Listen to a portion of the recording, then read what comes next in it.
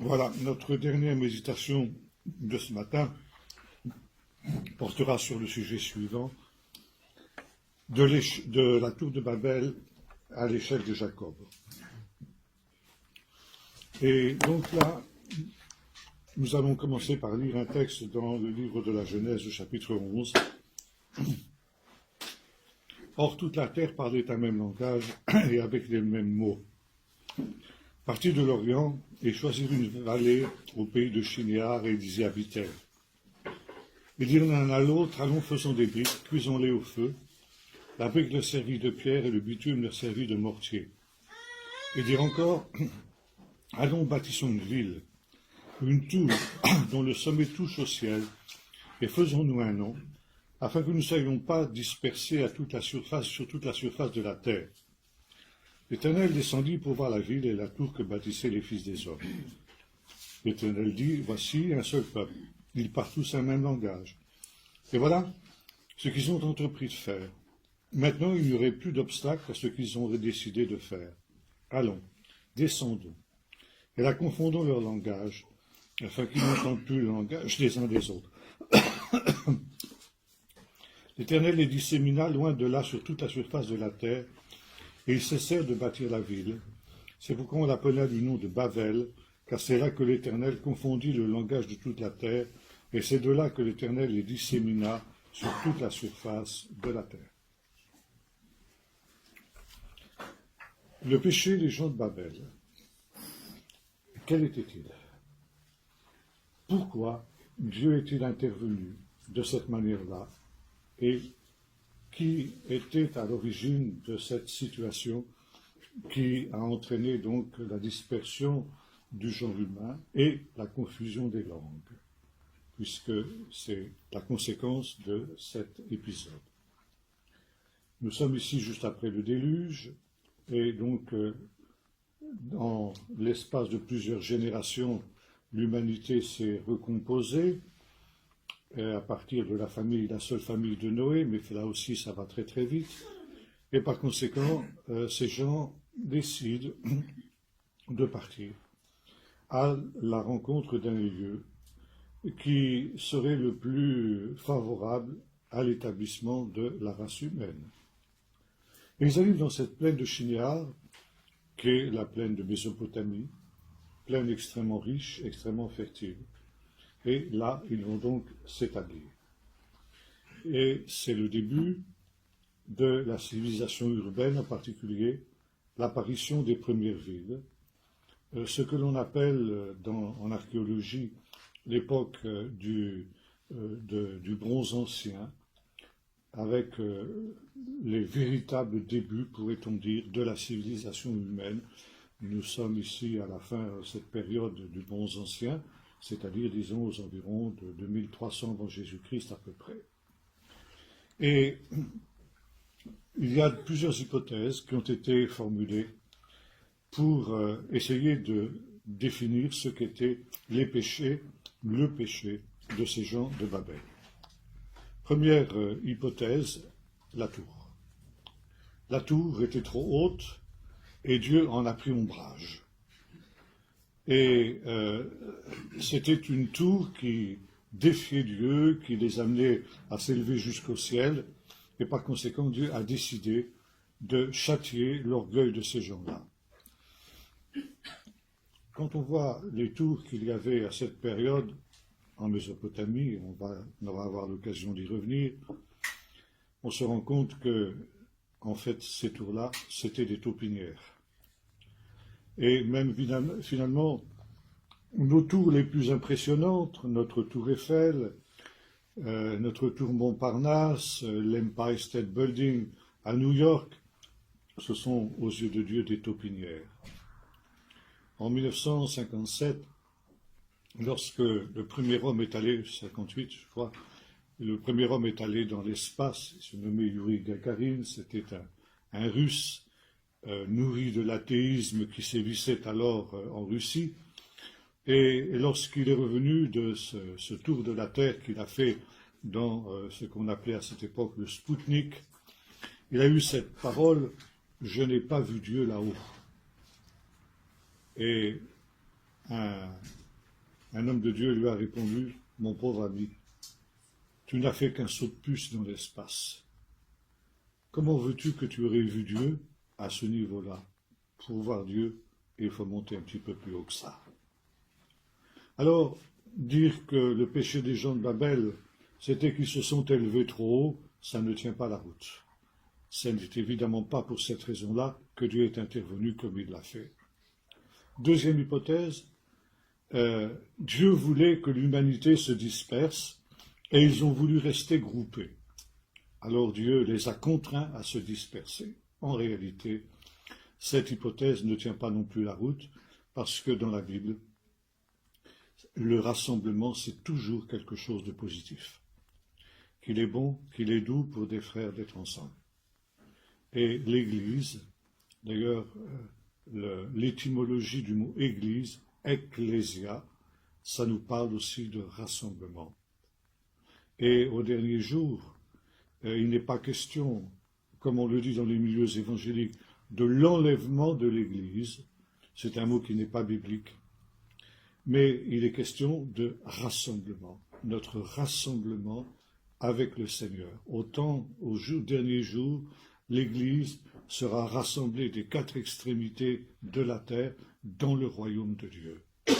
Par conséquent, le rassemblement est quelque chose de positif, et ce qui est négatif, c'est l'exil, c'est la dispersion. Le premier couple est chassé de l'Éden, il est envoyé en exil. Le châtiment des hommes de Babel, c'est justement l'exil, c'est la dispersion.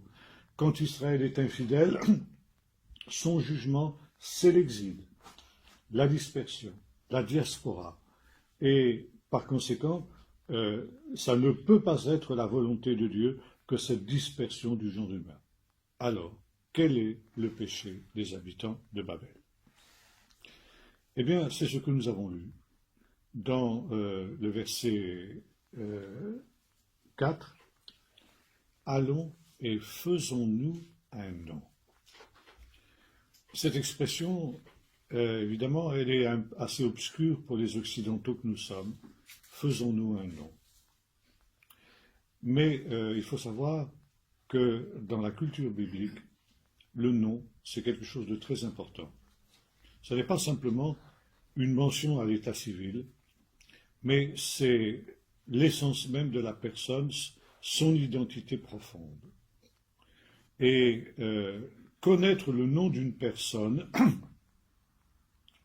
eh bien, c'est d'avoir une intimité avec cette personne-là d'une manière unique, d'une manière spéciale. C'est une des raisons, d'ailleurs, pour lesquelles Dieu ne révèle pas véritablement son nom. Le nom de Dieu reste un mystère. Et je suis parfois extrêmement mal à l'aise dans certaines églises où on chante des chœurs, où on prend le nom de Dieu en vain, et où on va répéter parfois des dizaines et des dizaines de fois le nom de Dieu, ce que l'on pense être le nom de Dieu, en tout cas, qui ne l'est pas. Mais c'est quelque chose qui est une atteinte au commandement qui dit « Tu ne prendras pas le nom de l'Éternel, ton Dieu, en vain ». Et Dieu donc ne révèle pas véritablement son nom parce qu'il ne veut pas que l'on prenne le moindre pouvoir sur lui. Parce que connaître le nom d'une personne, nommer une personne, c'est prendre pouvoir sur cette personne. Nous avons parlé hier de ce Dieu créateur qui appelle la lumière jour et les ténèbres nuit.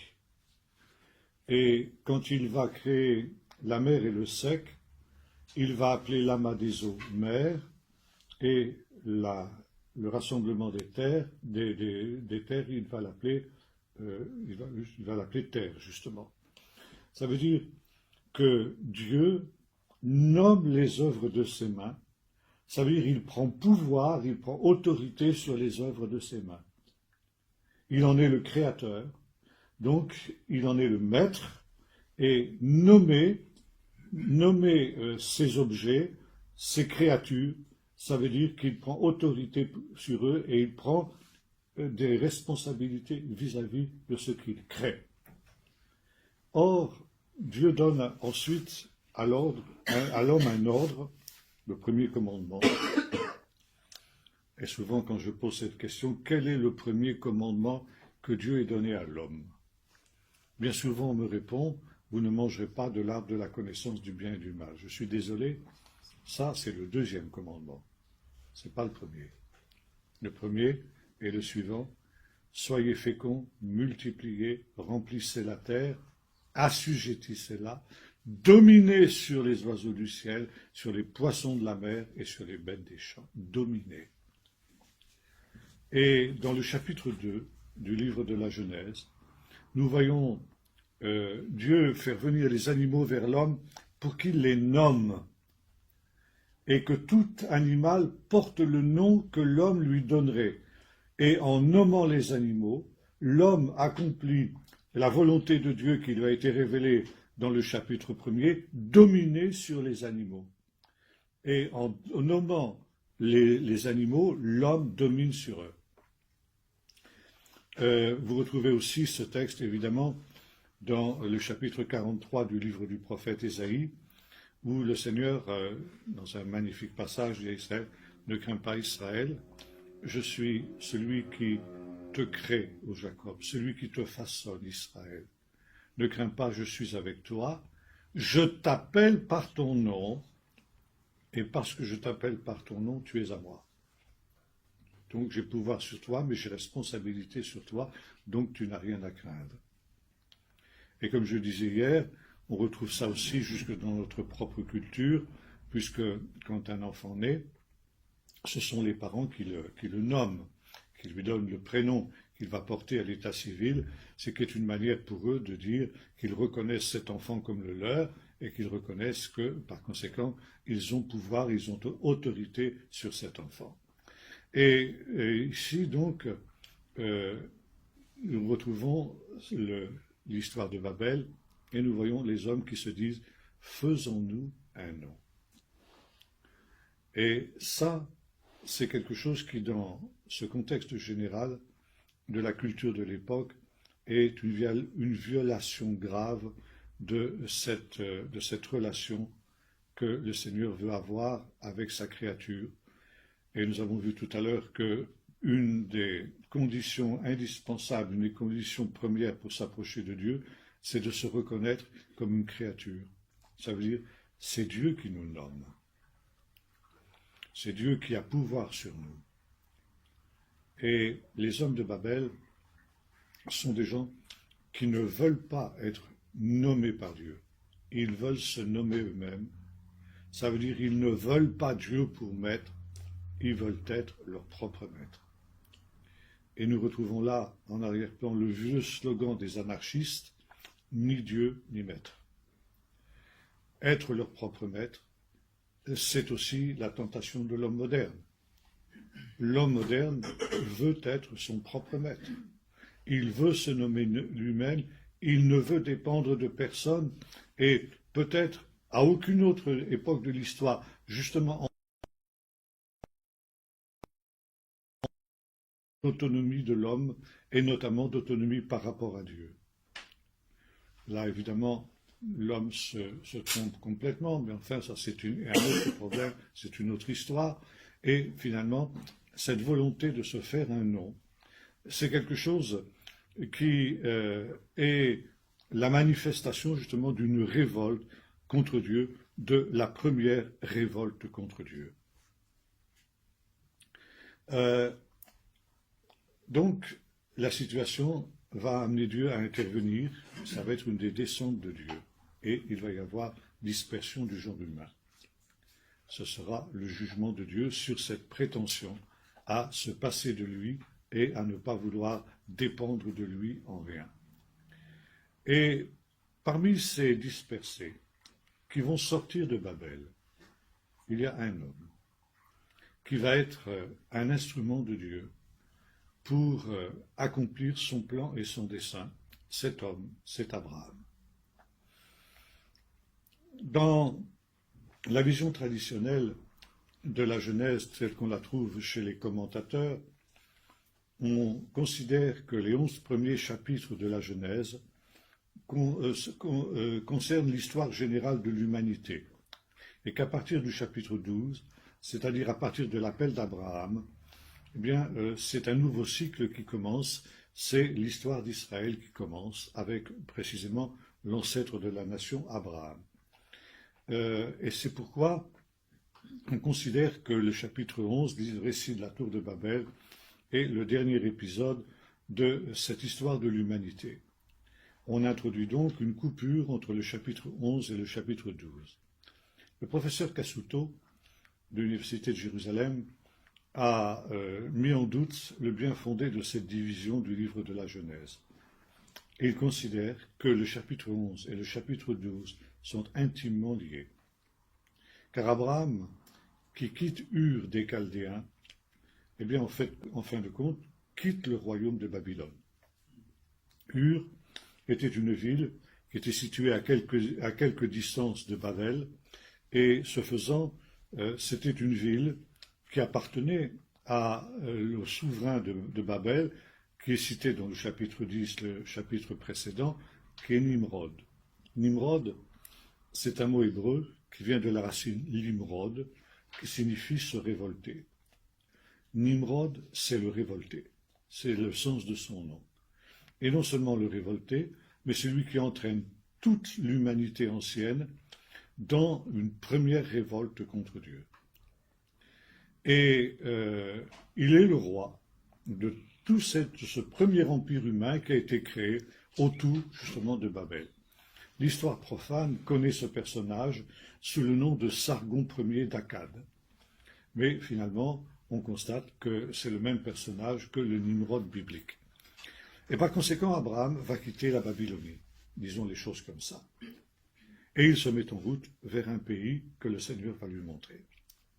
Maintenant, le fait qu'il y ait relation entre les deux épisodes, c'est-à-dire l'histoire de la tour de Babel et l'histoire de la vocation d'Abraham, apparaît justement autour de cette notion centrale que nous avons évoquée, c'est-à-dire l'importance du nom. Les gens de Babel disent « faisons-nous un nom ». Ça veut dire « nous refusons d'être nommés par Dieu, nous refusons de dépendre de Dieu, nous voulons être nos propres maîtres et nous voulons pouvoir nous nommer nous-mêmes ». Et Dieu dit à Abraham « je rendrai ton nom grand ». Voyez-vous, la différence entre Abraham et les gens de Babel, c'est que les gens de Babel refusent d'être nommés par Dieu, tandis que Abraham accepte d'être nommé par Dieu. Et vous savez que comme souvent c'est le cas pour les hommes de la Bible, et les femmes de la Bible aussi, on trouve ça aussi pour les femmes, Dieu change le nom. Abraham, au départ, s'appelait Avram. Et Dieu va lui dire, on ne t'appellera plus Avram, on t'appellera Abraham, le père d'une multitude de nations. Donc c'est Dieu qui nomme Abraham. Et contrairement aux hommes de Babel, Abraham dit, eh bien, j'accepte la souveraineté de Dieu sur ma vie.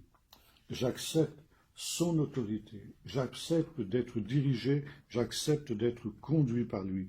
Ça veut dire que l'homme ne doit pas, dans le plan de Dieu, ne doit pas choisir lui-même. Il doit accepter que ce soit Dieu qui choisisse pour lui. Et Dieu va choisir pour lui toutes les étapes de sa vie, et parce que Dieu va choisir pour lui, ce sera le meilleur pour lui. Nous avons eu l'occasion d'en parler hier, là-bas avec les amis catholiques au milieu desquels nous nous trouvions. Maintenant, nous retrouvons à peu près quelque chose de semblable aussi avec l'histoire de David.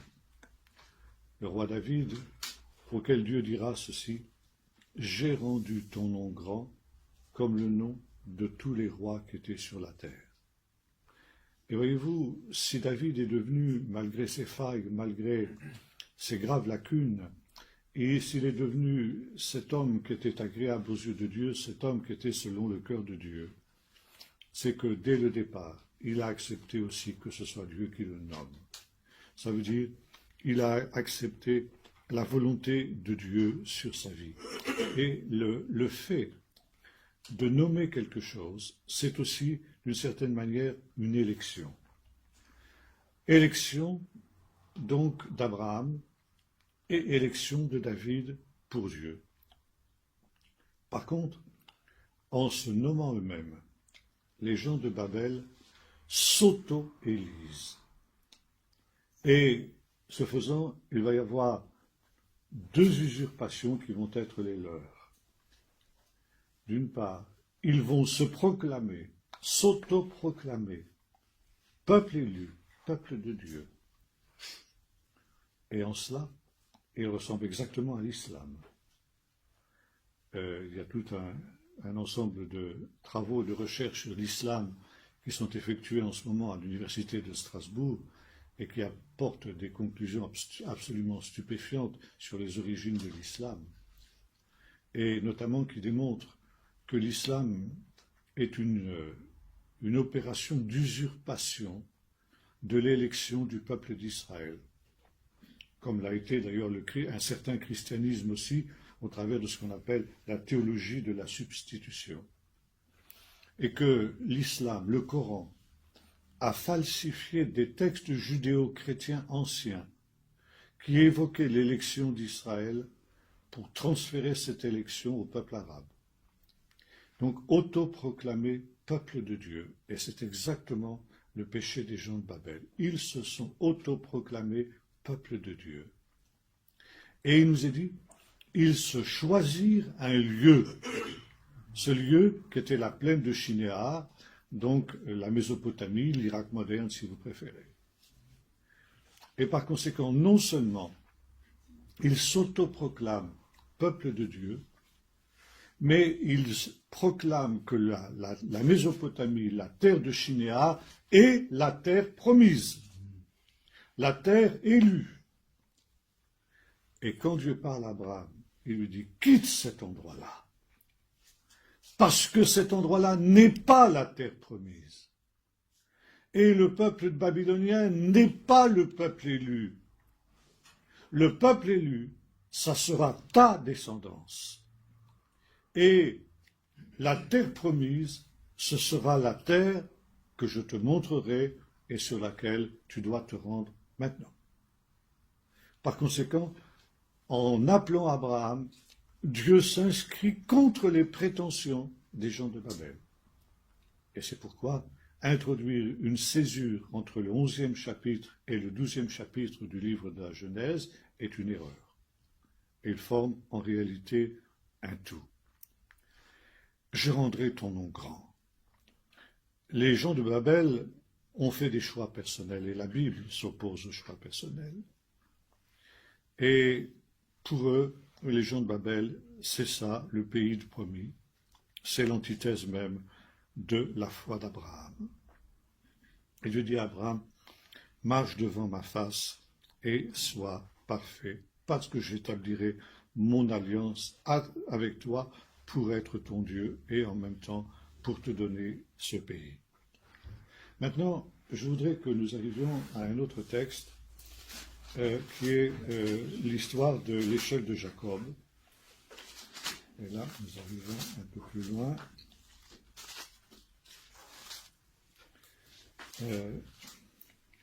Chapitre 27 du livre de la Genèse, verset 28, verset 10. Jacob partit de Beer-Sheva et s'en alla à Haran. Il atteignit un endroit où il passa la nuit car le soleil était couché. Il prit l'une des pierres de l'endroit, il la plaça sous sa tête et se coucha à cet endroit. Il eut un rêve. Voici une échelle était dressée sur la terre et son sommet touchait au ciel. Et les anges de Dieu y montaient et y descendaient. Or l'Éternel se tenait au-dessus d'elle. Il dit, je suis l'Éternel, du Dieu d'Abraham ton père, du Dieu d'Isaac. La terre sur laquelle tu es couché, je la donnerai à toi et à ta descendance. Ta descendance sera innombrable comme la poussière de la terre. Tu t'étendras à l'ouest, à l'est, au nord et au sud. Toutes les familles de la terre seront bénies en toi. Voici, je suis moi-même avec toi. Je te garderai partout où tu iras. Je te ramènerai dans ce territoire, car je ne t'abandonnerai pas avant d'avoir accompli tout ce que j'ai dit. Jacob s'éveilla de son sommeil et dit, certainement l'Éternel était présent dans cet endroit, et moi je ne le savais pas. il eut de la crainte. Il dit que cet endroit est redoutable. Ce n'est rien moins que la maison de Dieu, c'est la porte des cieux. Jacob se leva de bon matin, il prit la pierre qu'il avait placée sur sa tête, il l'érigea en stèle et versa de l'huile sur son sommet, et il donna le nom de Béthel à cet endroit, mais la ville avait d'abord porté le nom de Luz. Jacob fit un vœu en disant, si Dieu est avec moi et me garde sur la route où je vais, s'il me donne du pain à manger et des habits pour me vêtir, s'il retourne en paix dans la maison de mon père, alors l'Éternel sera mon Dieu, cette pierre que j'ai érigée en stèle sera la maison de Dieu, et je te donnerai la dîme de tout ce que tu me donnes, de ce que tu me donneras. Ce texte est directement en relation avec les textes que nous avons lus jusque maintenant dans le chapitre 11 et le chapitre 12 du livre de la Genèse.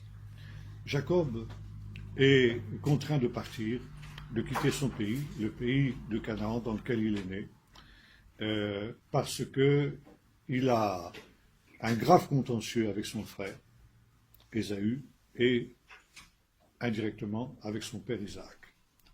Ce faisant, il est en danger de mort, son frère cherche à le tuer, et il va être obligé de s'exiler, il part en exil. Ce qui n'était pas une mince épreuve pour lui, parce qu'il nous dit que il nous est dit que contrairement à son frère, Jacob était un garçon tranquille, qui se tenait dans les tentes et qui était plutôt délicat, disons. Et voilà qu'il va partir à l'aventure, dans le vaste monde. Lui qui pratiquement n'est jamais sorti, comme on dirait familièrement, il n'est jamais sorti des jupes de sa mère. Et comme il le dira plus tard, à la fin de sa vie, il a quitté le pays de Canaan simplement avec un bâton à la main, donc démuni de tout. Et donc, il se met en route depuis Beersheba. Il a bien marché pour arriver à Béthel le soir même. Ça fait quand même, entre Beersheba et Béthel, ça fait une belle trotte. Il a bien marché. Il a dû partir très tôt le matin. Et il arrive dans un lieu pour lui inconnu, qui est donc l'endroit où le soleil se couche. Alors il va se disposer à bivouaquer pour la nuit, et il prend une pierre quelconque. La pierre qui lui tombe sous la main, la première qui lui tombe sous la main, et il va s'allonger dessus pour se disposer à y passer la nuit. Je pense que ça devait être un peu dur comme matelas, personnellement. Je ne sais pas si j'aurais bien dormi sur une pierre comme ça, mais enfin bon, il devait être habitué à la dure un peu plus que nous, vraisemblablement. Et il nous est dit quelque chose de très intéressant dans le livre de la Genèse. Jacob, alors on traduit par « il atteignit un endroit où il passa la nuit ». En fait, le texte hébreu nous dit ceci, « il se heurta au lieu ». Et lieu, ça se dit makom en hébreu, c'est un des noms de Dieu.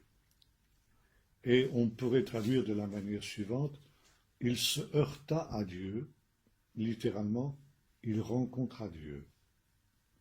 Donc ici, il va y avoir entre Dieu et Jacob une rencontre que, évidemment, Jacob n'avait pas programmée et qu'il n'avait pas prévue. Et il aperçoit donc il a un rêve, où il voit, alors on dit en hébreu Shulam, on traduit par échelle, dont la base repose sur la pierre sur laquelle il est couché, et son sommet touche au ciel.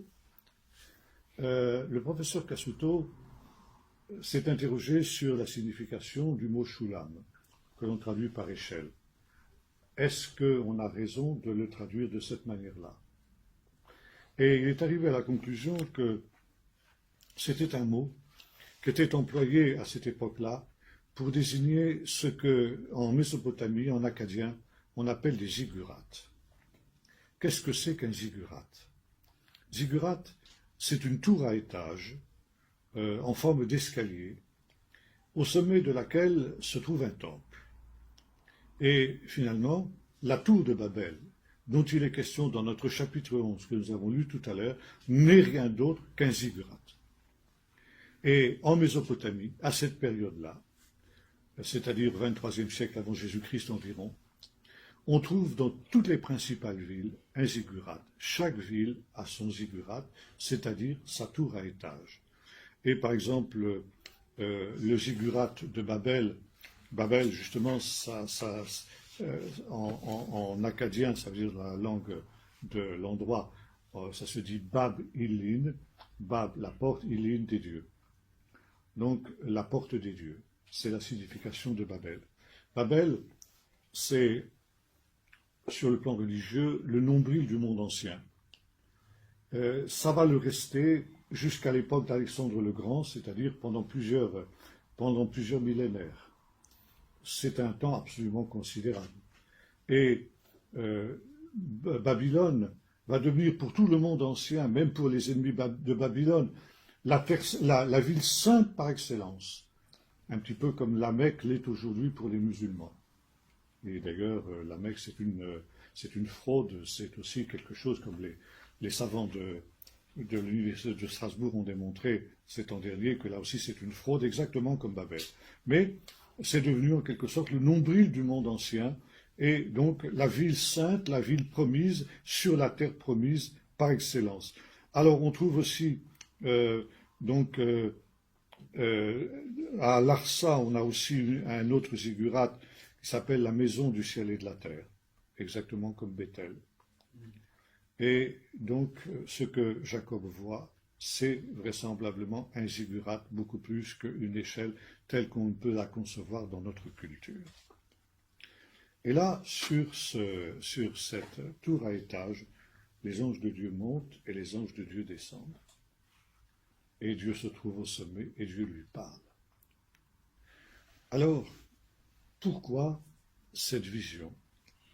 Au moment où Jacob va quitter le pays d'Israël, le pays promis. Quel est le message que Dieu veut lui communiquer en lui donnant cette vision et en faisant en sorte qu'il y ait cette rencontre avec le lieu, c'est-à-dire cette rencontre avec lui précisément à cet endroit-là et dans ce moment-là? Eh bien, voilà l'explication que nous donne le professeur Cassuto. Il nous dit, Jacob quitte le véritable pays promis. Et il va se rendre en Babylonie. Parce que Haran, là où habite son oncle Laban, c'est en Mésopotamie, c'est en Babylonie. Et là, Jacob va se trouver en grand danger. La terre d'Israël, en danger spirituel, s'entend. La terre d'Israël, c'est un pays désolé, désertique, sec. C'est un pays qui n'a jamais fourni une civilisation brillante. Les peuples qui ont habité le pays de Canaan n'ont pas construit de pyramides, ils n'ont pas construit de ziggurats, ils n'ont pas construit de monuments splendides, ils n'ont pas non plus construit des pyramides de l'esprit, ça veut dire des constructions intellectuelles savantes, des philosophies, des choses comme cela.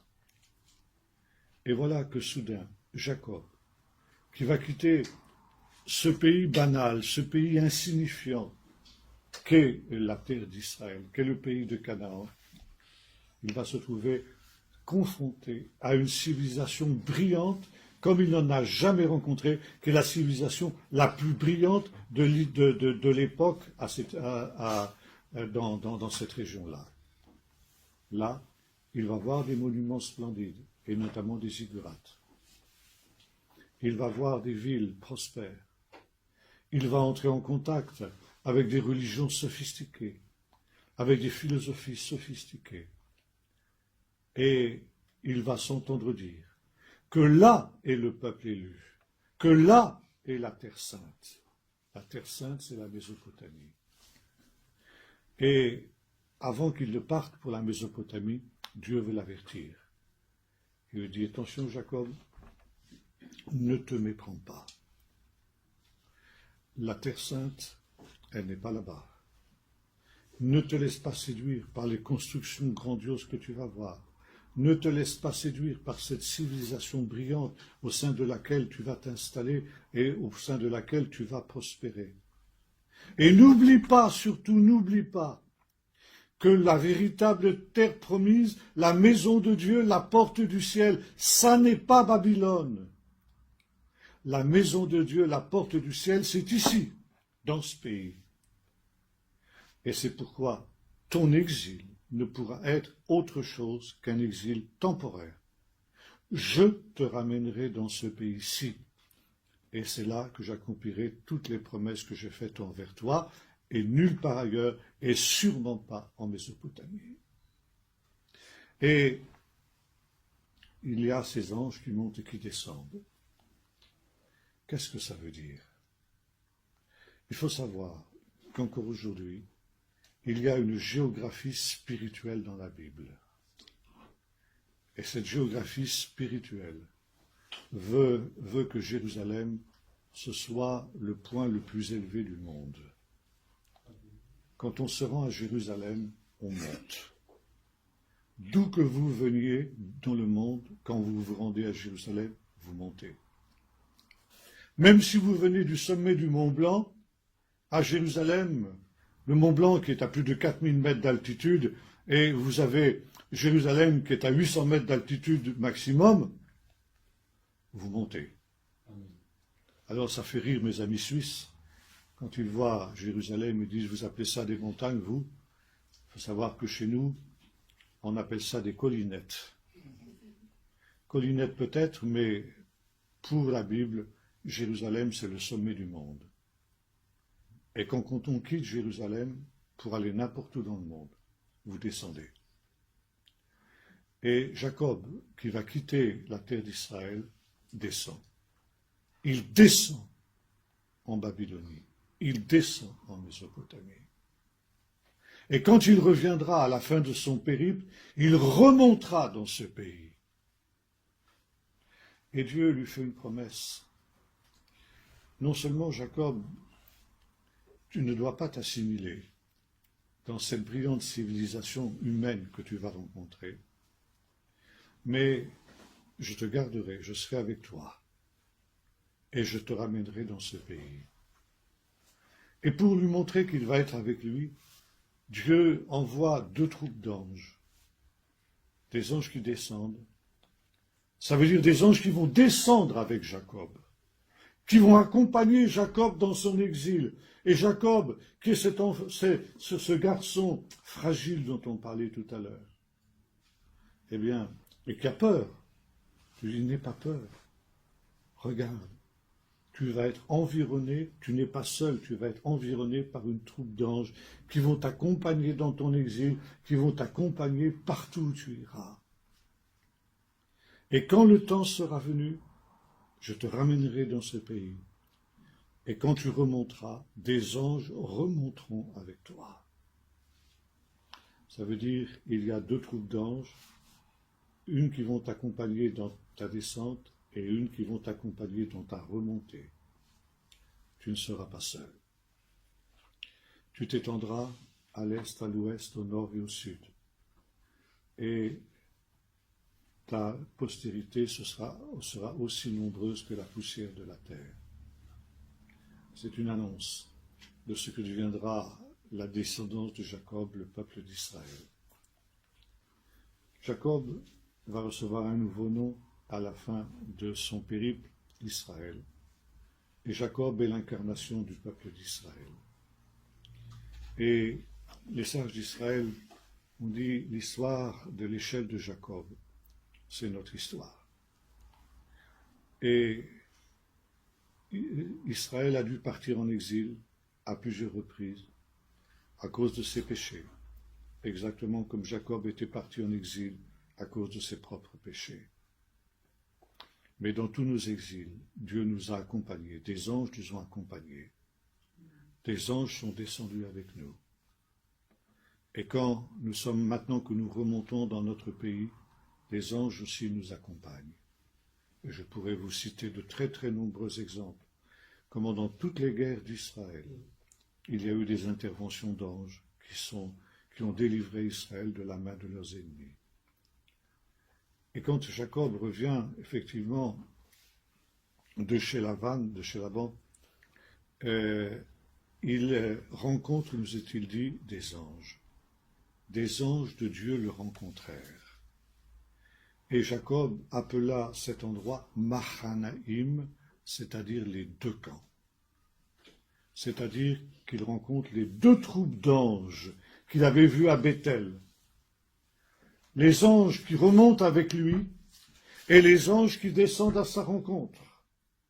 Et ces deux troupes d'anges se rencontrent à cet endroit qu'il va appeler Machanaïm, et qui est un encouragement de Dieu, pour lui montrer que dans toutes les épreuves qu'il va connaître, et notamment cette opposition de son frère Ésaü, ces menaces de son frère Ésaü, qui menace de le tuer avec 400 hommes, elles vont être sans effet contre lui, que Dieu va le garder et que Dieu va le protéger. Maintenant, il y a un autre détail très intéressant aussi dans ce récit qui nous est fait de cet échec de Jacob. Voyez-vous, on retrouve ici l'opposition entre la Babylonie et la terre d'Israël. D'ailleurs, c'est aussi quelque chose qu'on trouve dans la tradition juive. Il nous est dit qu'il y a simplement deux villes au monde, Babel et Jérusalem, et que ces deux villes sont antagonistes. Elles ne peuvent pas exister en même temps. Quand une de ces villes est en ruine, l'autre existe. Et si l'autre existe, eh bien alors l'autre est en ruine. Et ça se vérifie dans toute l'histoire d'Israël. Et chaque homme doit choisir de quelle ville il veut être citoyen. Ou il est citoyen de Babylone, et il connaîtra le sort de Babylone, c'est-à-dire la destruction, ou il est citoyen de Jérusalem, mais alors il doit quitter Babylone, il doit sortir de Babylone, et il doit s'attendre à des oppositions de la part de Babylone. Amen. Et donc, ici, il y a un détail très intéressant. Quand Jacob se réveille, il dit que c'est lui redoutable. C'est la maison de Dieu. Donc, message bien reçu, 5 sur 5. Jacob a compris le message que Dieu veut lui communiquer. La terre promise, elle n'est pas en Babylonie. Bien que les hommes de là-bas se soient fait un nom, c'est Dieu qui nomme. C'est Dieu qui a nommé le pays de Canaan, le pays promis. Et c'est Dieu qui a nommé la descendance de Jacob, le peuple élu. Donc c'est Dieu qui est souverain. Message bien reçu. Que ce lieu redoutable, c'est ici la maison de Dieu, c'est la porte du ciel. Et la pierre sur laquelle il est couché, que Jacob pensait être une pierre banale, il se rend compte que cette pierre, c'est le fondement du monde. Et cette pierre, il nous est dit, il l'érige en stèle, ça veut dire il la met toute droite. Et en même temps, il loin d'huile. Alors, il y a dans la tradition juive tout un ensemble de réflexions sur cette pierre.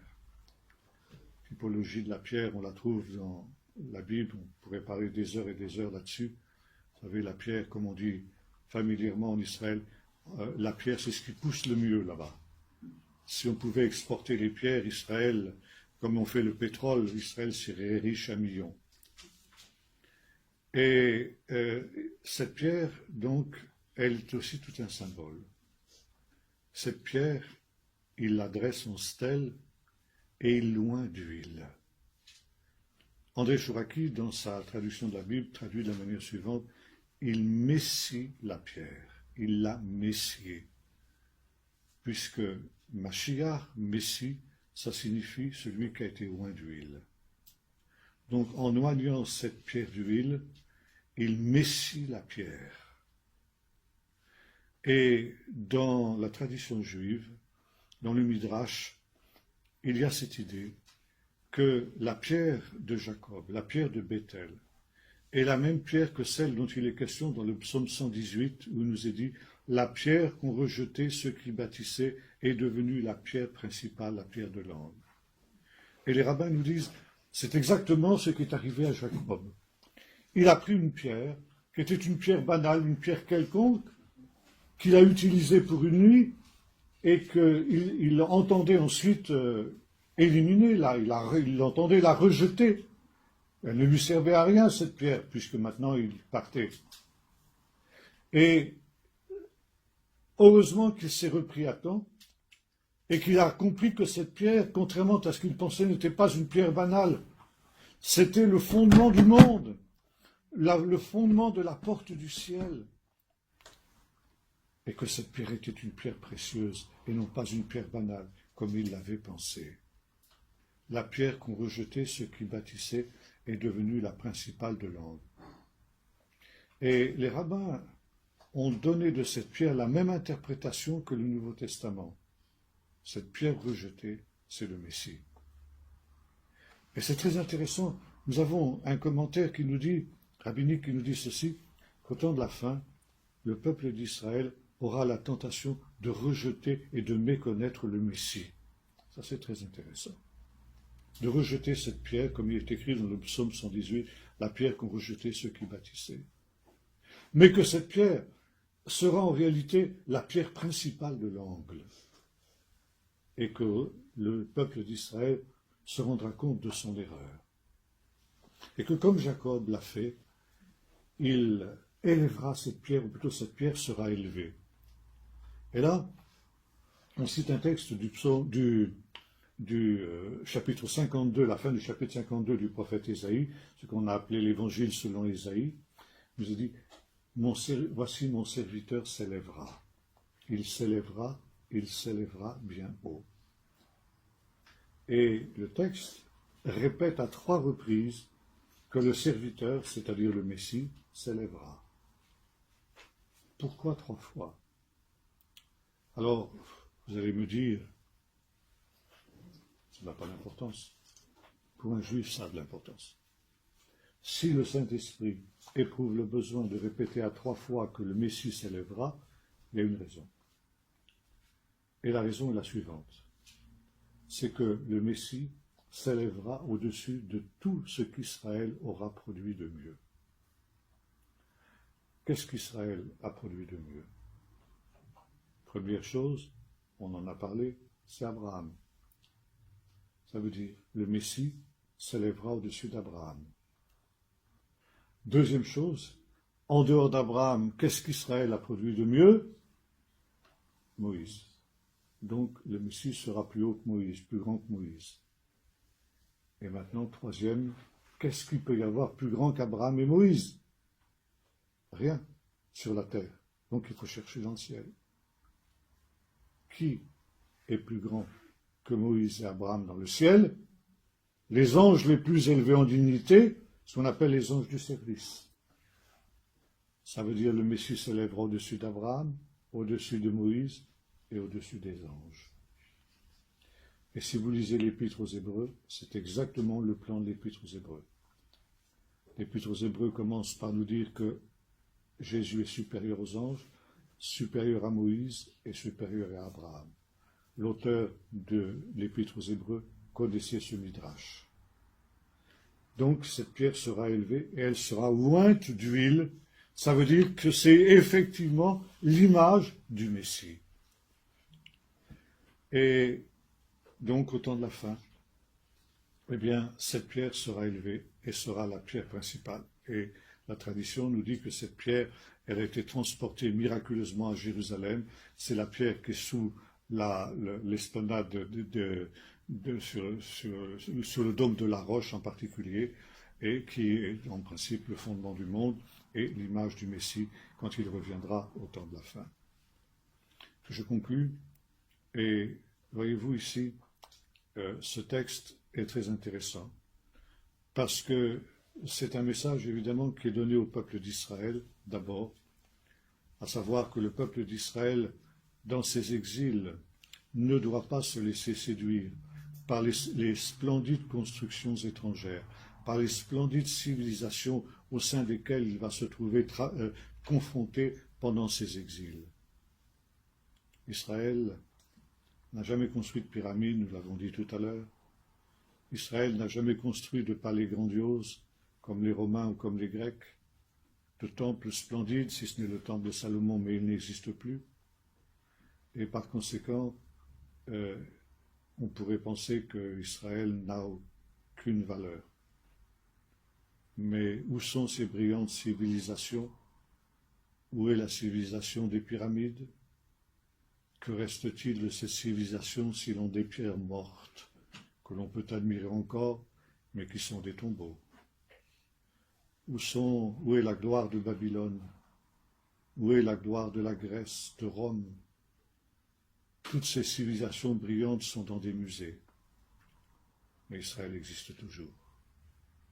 Israël n'a pas construit des pyramides de pierre, il a construit des pyramides de l'esprit. Et ces pyramides de l'esprit, elles existent encore aujourd'hui. Et pour s'approcher de Dieu, on est obligé de s'approcher par l'intermédiaire de la révélation qui a été donnée au peuple d'Israël. Parce que là-bas est la maison de Dieu, parce que là-bas est la porte du ciel et pas ailleurs. C'est là que la révélation de Dieu a été donnée pour s'étendre au nord, au sud, à l'est et à l'ouest, comme Dieu l'avait dit à Jacob, et pour que la postérité spirituelle des patriarches puisse s'étendre sur le monde entier. Et puis, la deuxième leçon à tirer pour nous-mêmes, c'est que ce qui était vrai pour Israël l'est aussi pour nous. En tant qu'enfants de Dieu, en tant que chrétiens, nous pouvons nous aussi être séduits par les constructions grandioses qui nous entourent, qui se développent autour de nous.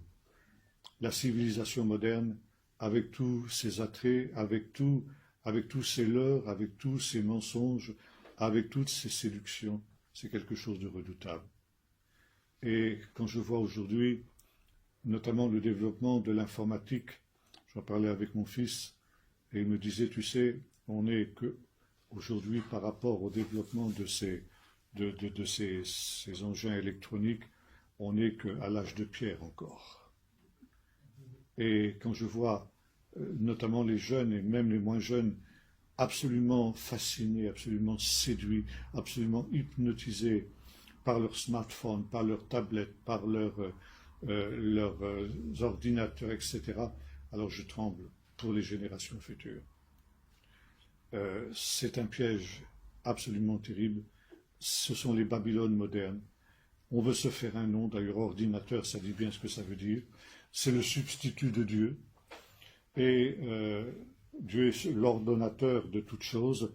Par conséquent, on a maintenant d'autres ordonnateurs. On ne veut plus être nommé par Dieu, on veut se nommer soi-même, on veut être son propre maître, et en fait, on s'asservit aux idoles que nous avons construites de nos propres mains, que sont ces engins modernes, avec toutes leurs séductions. Un pasteur me disait, il y a quelque temps de cela, je me suis rendu compte que les gens de mon église ne lisent plus la Bible, parce qu'ils sont devant leur télé et ils sont devant Internet. Et ça, c'est quelque chose de dramatique. Et le peuple de Dieu se trouve dans le même danger que celui dans lequel se trouvait Jacob. Nous sommes en exil dans ce monde-ci, parce que ce monde-ci n'est pas notre monde, il n'est pas notre lieu. Et comme les patriarches, nous devrions nous mettre en marche vers la cité dont Dieu est le constructeur et l'architecte, comme le dit l'Épître aux Hébreux. Et il y a cette invitation qui avait été celle d'Abraham, va-t'en, quitte ces choses, quitte les Babylones de ce monde, et mets-toi en route vers le pays que je te montrerai, vers la Jérusalem céleste. On ne peut pas s'installer dans les Babylones de ce monde et en même temps avoir part à la Jérusalem céleste. C'est un choix. Comme je le disais tout à l'heure, il n'y a que deux villes au monde, Jérusalem ou Babylone. Et il faut choisir de laquelle de ces deux villes on veut être citoyen. Et si l'on veut être citoyen de Jérusalem, alors il faut quitter les Babylones de ce monde. Sortez de Babylone. Alors je sais bien, ça n'est pas évident. Et comme j'en parle souvent avec mes petits-enfants, on est bien obligé d'eux. Oui, on est bien obligé d'eux. C'est vrai, c'est vrai. On est bien obligé d'employer ces bidules modernes. On ne peut pas faire autrement. Mais faisons-le un minimum alors. Faisons-le, comme le dit l'apôtre Paul, en usant du monde comme n'en usant pas. Payer simplement aux pharaons modernes le minimum de ce qu'on leur doit, mais rien de plus. Et justement, les pharaons modernes, les Nebuchadnezzar modernes, les Nimrod modernes, voudraient nous conduire justement dans cette adoration de ces idoles qu'ils ont construites. Alors justement, là, c'est là que doit s'opérer la résistance du chrétien. Et la vision de l'échelle de Jacob, du ziggurat de Jacob est importante aussi pour nous, parce qu'elle nous met en garde en disant attention, la terre promise, ce n'est pas ici, ce n'est pas dans ce monde-ci. La terre promise, elle est là-haut. C'est là-bas qu'est notre véritable patrie. C'est là-bas qu'est notre véritable identité. Et là aussi, comme Abraham, eh bien, il faut quitter ces choses. Abraham avait quitté Ur des Chaldéens, il avait quitté la Babylonie, et il s'était mis en route vers le pays que Dieu lui montrerait. Alors nous aussi, nous ne savons pas où ça peut nous conduire, mais il y a un pas de la foi effectué, un départ. Pars, va-t-on pour toi. Et je te montrerai ensuite le pas suivant. Je te montrerai le chemin et je t'amènerai là où j'ai promis de le faire, dans cette terre dont Dieu est l'architecte et le constructeur, vers laquelle déjà les patriarches autrefois s'étaient mis en route.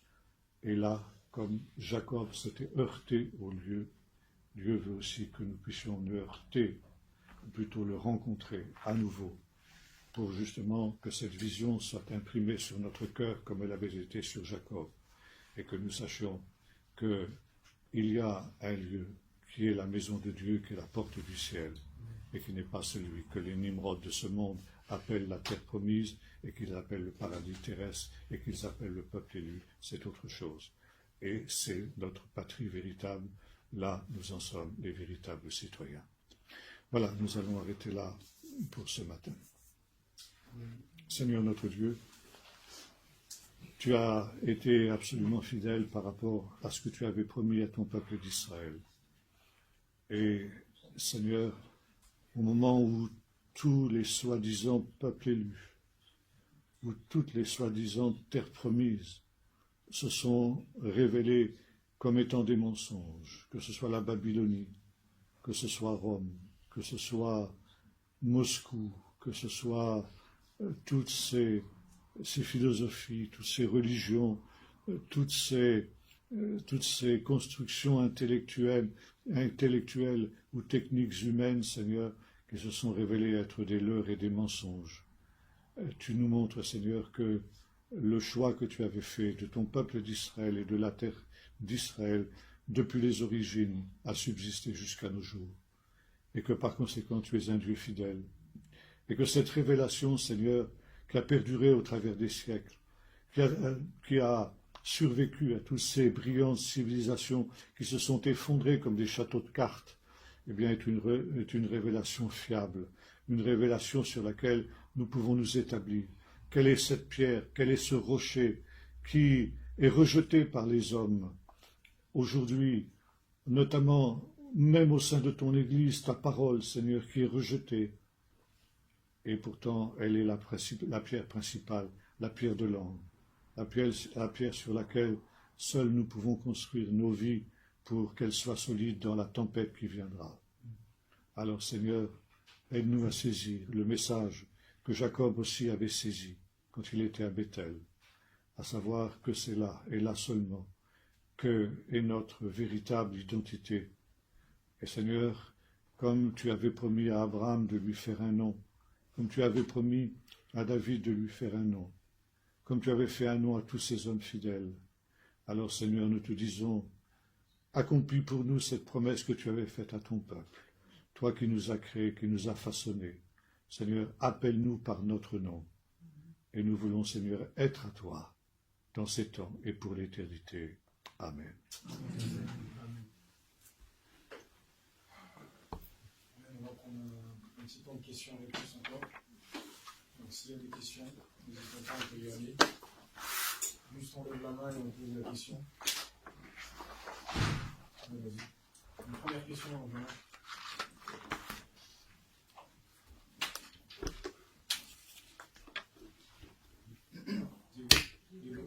Diego.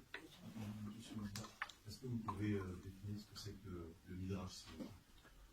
Midrash, ça vient du verbe lidrosh en hébreu, qui signifie chercher, sonder, creuser le texte pour en faire sortir toutes les richesses, le presser dans tous les sens. Alors, ce sont des techniques d'exégèse qui sont très sophistiquées, qui demanderaient longtemps pour être expliquées d'une manière générale, mais disons, des techniques du Midrash, c'est l'allégorie, la parabole. Ça veut dire, une espèce de récit qui n'est pas à prendre à la lettre, mais qui exprime une vérité comme une parabole. J'en ai donné un exemple hier, et quelqu'un m'avait fait la remarque dans une question d'ailleurs, quand j'évoquais le fait que la lumière avait été créée le premier jour, mais elle n'était pas issue des sources de la lumière, du soleil, de la lune, des étoiles. Donc on s'était posé la question, et le Midrash se pose la question, d'où vient cette lumière? Alors donc on l'exprime par une petite histoire, qui n'est pas à prendre à la lettre, bien sûr, et ça personne ne s'y trompe, pas plus qu'une parabole, à savoir que la lumière, c'était la lumière du Messie qui était de toute éternité sous le trône de Dieu. Et Satan a vu cette lumière, et il a posé la question au Seigneur, quelle est cette lumière qui est en dessous de ton trône?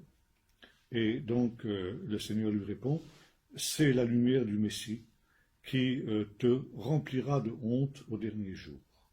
Donc voilà, ça c'est un exemple de Midrash.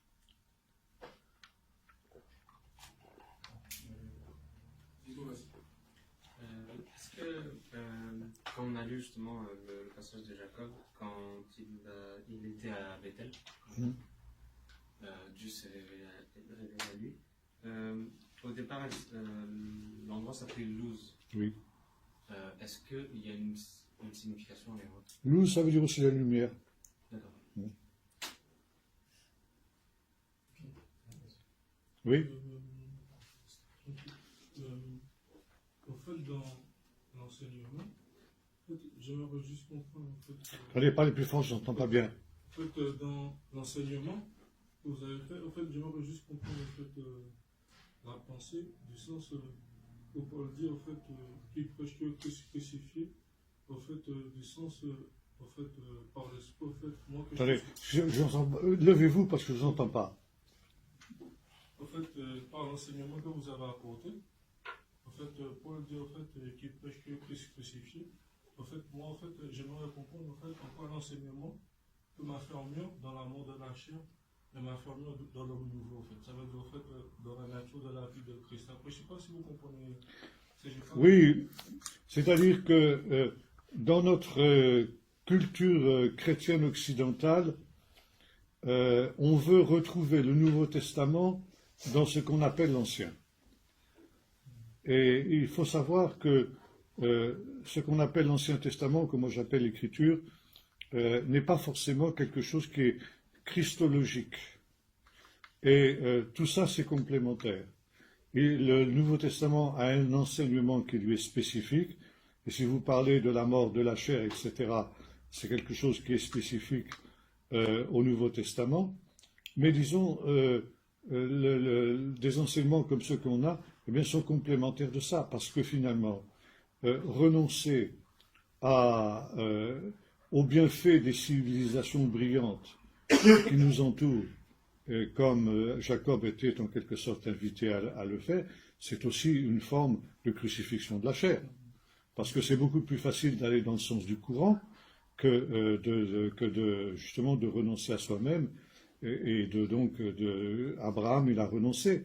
D'ailleurs, c'est pas sans raison qu'il nous est donné aussi comme un exemple de la foi. Il ne faut pas absolument... Vous voyez, je crois qu'on est très réducteur et finalement, ce qu'on a appelé l'Ancien Testament, et j'emploie à dessein l'expression, c'est une manière de dire que l'Ancien Testament, c'est quelque chose de dépassé, quelque chose de caduc, il ne reste plus que le Nouveau Testament. Et on ne lit l'Ancien Testament, entre guillemets, que dans la mesure où on peut y retrouver des enseignements du Nouveau Testament. Alors que ce soit les prophéties sur la venue de Jésus, la Vierge deviendra enceinte, un enfant nous est né, enfin des choses comme ça, ou Ésaïe 53, le serviteur souffrant. Vraiment, c'est les seuls textes, pratiquement les seuls textes que les chrétiens lisent dans ce qu'on appelle l'Ancien, surtout dans les églises historiques, par exemple dans le catholicisme ou dans des choses comme ça. Et de toute manière, on essaie toujours de trouver une dimension christologique. Mais elle n'est pas toujours directe, cette christologie-là. Vous allez me dire on trouve, il nous est dit que Jésus a donné, a enseigné à ses disciples qui allaient à Emmaüs, dans toutes les Écritures, ce qui le concernait. Alors, c'est vrai qu'on peut trouver dans tous les livres de la Bible des prophéties christologiques, mais si vous voulez, il faut aussi ramener, il faut savoir que chaque texte a une intention spécifique qui n'est pas directement en relation avec la venue de Jésus. Bon, il y a de la narration, il y a des récits aussi législatifs et des choses comme ça qui ont une intention un petit peu autre. Alors, je crois que il faut comprendre qu'il y a à recevoir de tout.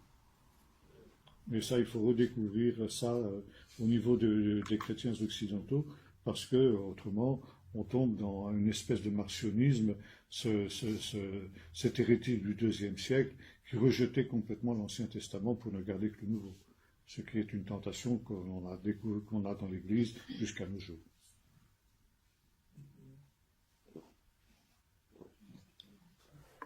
Concernant ce que vous venez de dire, en fait, nous les chrétiens, en fait, on a tendance à rejeter l'Ancien Testament. Il faut aussi dire que le peuple juif aujourd'hui a tendance à rejeter le Nouveau Testament. C'est pas qu'il a tendance, il le fait.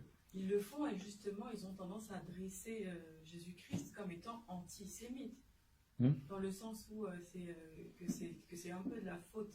C'est un peu de la faute en fait de Jésus, en fait, s'ils ont été dispersés et si aujourd'hui ils sont persécutés. Donc finalement, en fait, on peut dire que, enfin, c'est pas que nous qui avons tendance à rejeter l'un ou l'autre.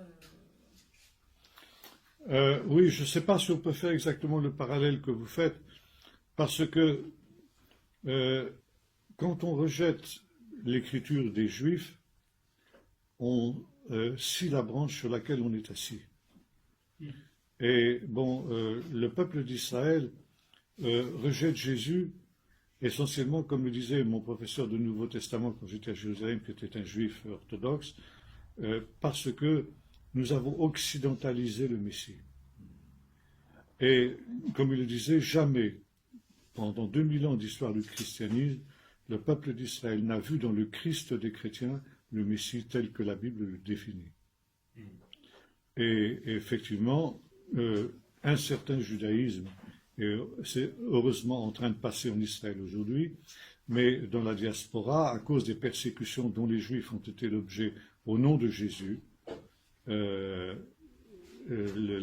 Juifs ont eu tendance à considérer que Jésus était un non-juif, donc quelqu'un qui leur était étranger, etc. Aujourd'hui, heureusement, en Israël, c'est en train de changer. Mais je vais citer un cas, par exemple. Quand j'étais en Israël, il y a plus de 50 ans pour les premières fois, il y avait encore des Juifs russes, dont les parents, grands-parents, avaient été mêlés au pogrom, c'est-à-dire au massacre de Juifs qui était effectué par les Cosaques en Russie. Et par exemple, un qui racontait comment il y avait après, au soir d'un pogrom, un vieux juif qui était en train de se noyer dans la rivière. Passe un pop sur la rive, et donc le juif l'interpelle en lui disant « Bien, sauve-moi, je suis en train de mourir. Hein. » Et l'autre lui répond « Pas avant que tu crois en Jésus. » Alors l'autre, pour être sauvé, dit « Bon, ben alors je crois en Jésus. » Alors le pop lui tend sa croix, il la tire, et quand il arrive sur la berge, il prend la croix, il donne un grand coup sur la tête, il dit « Maintenant que tu crois en Jésus, meurs en paix. » Alors, en face d'histoires comme ça, qu'est-ce que vous voulez dire? Quelle réponse vous pouvez avoir? Alors bon, aujourd'hui, Israël est un peuple libre, il n'est plus soumis à l'autorité des chrétiens, et par conséquent, il peut réexaminer la question de Jésus d'une manière beaucoup plus sereine. Et grâce aux témoignages d'organisations chrétiennes, telles que par exemple, surtout, l'ambassade internationale chrétienne à Jérusalem, et des organisations comme les Chrétiens Amis d'Israël, comme Ebenezer, comme d'autres organisations semblables de moindre importance, les Israéliens aujourd'hui ont pris conscience que si malheureusement il y a encore beaucoup de chrétiens qui sont antisémites, il y a aussi des chrétiens qui aiment Israël. Et par conséquent, il y a une réévaluation de Jésus. On n'est pas encore au stade où dire il est le Messie, encore moins qu'il est le Fils de Dieu, mais en tout cas, que c'est un fils d'Israël, que c'est une des gloires d'Israël, que c'est un des grands hommes d'Israël. Voilà, en gros, ce que pense la majorité du peuple d'Israël aujourd'hui, et c'est une des raisons pour lesquelles, d'ailleurs, il y a une chaire de Nouveau Testament à l'Université de Jérusalem. Parce que le Nouveau Testament, c'est un livre juif. Et j'ai eu l'occasion d'étudier, donc, dans ce département du Nouveau Testament à Jérusalem, ça faisait partie de la littérature du Deuxième Temple, l'époque du Deuxième Temple, et c'est là que j'ai étudié le Nouveau Testament avec le professeur Fusser. J'aimerais savoir quelles sont les différences entre leur vision du Messie et notre vision de Jésus, oui. Plus si on en rencontre les évangiles. Bon, si vous voulez, nous avons deux mots en français pour désigner le Messie.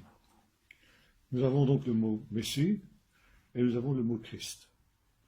Et nous n'employons pratiquement jamais le mot Messie, nous employons toujours systématiquement le mot Christ, qui est du grec. Pourquoi? Parce que nous n'employons le mot Messie que lorsque nous avons affaire à des Juifs pour essayer de leur expliquer que Jésus est le Messie. En dehors de ça, c'est très rare qu'on trouve le mot Messie dans la bouche des chrétiens. Pourquoi justement cette aversion d'employer le mot Messie? Parce que justement on veut montrer que notre Christ n'a rien à voir avec le Messie des Juifs. Et ça, message reçu 5 sur 5 par le judaïsme. Pour nous, le Christ, c'est donc celui qui meurt sur la croix essentiellement. La résurrection, on en parle un peu, mais pas tellement. C'est surtout la croix. Et puis, que finalement, il est venu pour établir un royaume spirituel dans les cœurs, caché dans les cœurs, etc. Il reviendra, oui, on ne sait pas trop comment, on ne sait pas trop quand, etc. Mais voilà. Donc. Or, dans la conception juive, évidemment, c'est tout à fait autre. Et par exemple, au Moyen-Âge, il y avait ce qu'on appelait les disputations. C'était les matchs de foot de l'époque. On s'embêtait un peu au Moyen-Âge et on n'avait pas tellement de moyens de distraction. Alors qu'est-ce qu'on faisait? On faisait des controverses publiques entre un juif et un chrétien. On appelait des disputations. Il y avait des arbitres. Et puis on désignait un vainqueur à la fin de la confrontation. Alors ça attirait des foules. Une des disputations les plus célèbres de l'histoire, on nous a conservé le procès verbal, c'était la disputation de Barcelone, de 1263 après Jésus-Christ. Comme ça on a dit qu'elle a eu lieu à Barcelone en présence du roi Jaime d'Aragon et d'un certain Pablo Cristiani, c'est-à-dire un juif converti, dont on ignore le nom véritable. Évidemment, Pablo Cristiani, ce n'était pas son vrai nom. Et puis, le grand rabbin de Jérôme, qui s'appelait Rabbi Moshe ben Nachman. Et donc, la question était de savoir, Jésus est-il le Messie? C'était le thème de la disputation. Pablo Cristiani, donc, a été le premier à intervenir, et il a pris les grands thèmes de l'apologie chrétienne traditionnelle, toutes les prophéties que j'évoquais tout à l'heure, la Vierge deviendra enceinte, un enfant nous est né, Ésaïe 53, etc. Enfin, tout ça, bon. Et il a dit, voilà, donc Jésus a accompli les prophéties, la croix, ci, ça, etc., la naissance virginale, enfin bon, tout ce qu'on peut dire et qu'on connaît dans ce domaine-là. Bien, Rabbi Nachman l'a écouté, poliment, sans objecter. Et quand son tour d'intervenir est venu, il s'est tourné vers le roi. Il lui a dit, roi, en quoi consiste ton métier de roi? À quoi passes-tu ton temps? Tu passes ton temps à deux choses, à faire la guerre et à rendre la justice. Or, qu'est-il écrit dans les prophéties messianiques? Que quand le Messie sera venu, une nation ne tirera plus l'épée contre une autre et l'on n'apprendra plus la guerre. Et deuxièmement, que la justice de Dieu couvrira la terre entière comme les eaux recouvrent le fond des mers. Or, tu fais la guerre et tu rends la justice. Ça veut dire que ni la paix, ni la justice ne règnent sur la terre. Comment pouvez-vous dire que le Messie est venu, puisqu'on continue à faire la guerre et on continue à voir l'injustice se perpétrer sur la terre?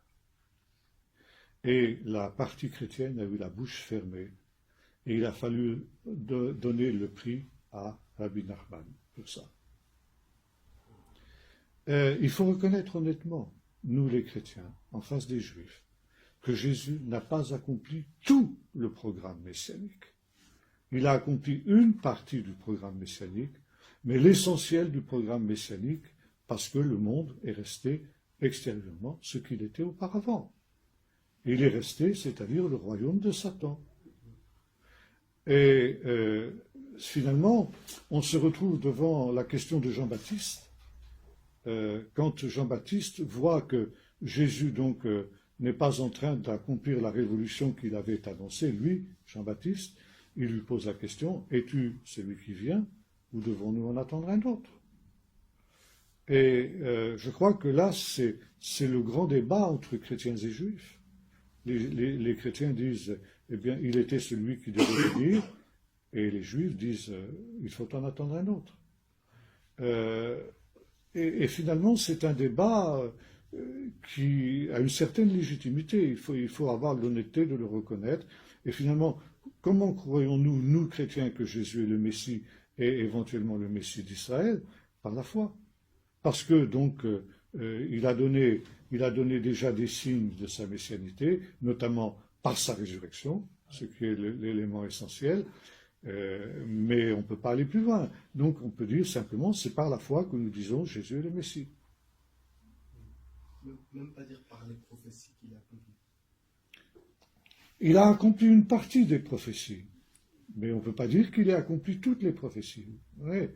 Et là, donc, automatiquement, les Juifs ont beau jeu de dire, le Messie, il devra non seulement accomplir une partie des prophéties, mais il devra accomplir toutes les prophéties. Alors, si Pablo Cristiani et le roi Jaime d'Aragon, au moment de la disputation de Barcelone de 163, avaient été intelligents, ils auraient dit oui, c'est vrai, Jésus n'a pas accompli toutes les prophéties, mais il les accomplira au temps de la fin. Mais comme ils ne croyaient pas au retour de Jésus, ils ont été coincés.